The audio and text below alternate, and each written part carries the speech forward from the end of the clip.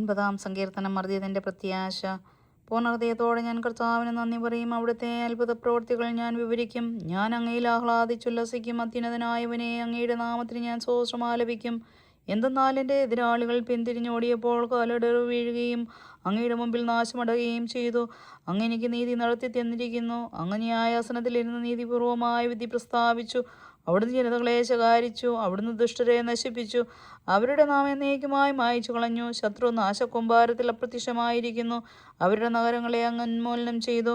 അവരുടെ സ്മരണ പോലും മാഞ്ഞു പോയിരിക്കുന്നു. എന്നാൽ കർത്താവ് എന്നേക്കുമായി സിംഹാസനസ്ഥനായിരിക്കുന്നു.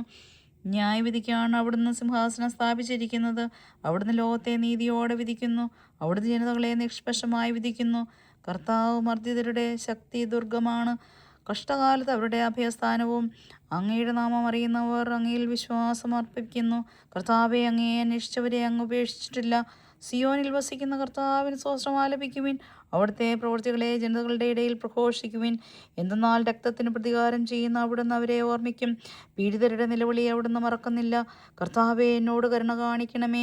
മരണ കവാടത്തിൽ നിന്നെ ഉദ്ധരിക്കുന്നവനെ, വൈരികൾ മൂലം ഞാൻ സഹിക്കുന്ന പീഡകൾ കാണണമേ. അങ്ങനെ ഞാൻ അവിടുത്തെ സ്തുതികൾ ആലപിക്കട്ടെ. അങ്ങ് നൽകിയ വിമോചനമോർത്ത് സിയോൻ പുത്രിയുടെ കവാടങ്ങളിൽ ഞാൻ സന്തോഷിക്കട്ടെ. തങ്ങൾ കുഴിച്ച കുഴിയിൽ തന്നെ ജനതകൾ വീണടിഞ്ഞു. തങ്ങൾ ഒരുക്കിയ കെണിയിൽ അവരുടെ തന്നെ പാദങ്ങൾ കുരുങ്ങി. കർത്താവ് തന്നെ വെളിപ്പെടുത്തി.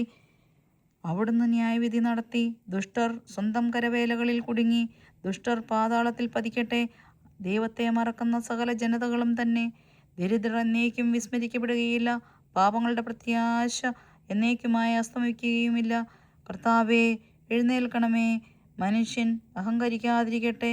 ജനതകൾ അങ്ങയുടെ സന്നിധിയിൽ വിധിക്കപ്പെടട്ടെ. കർത്താവെ, അവരെ ഭയാധീനരാക്കണമേ.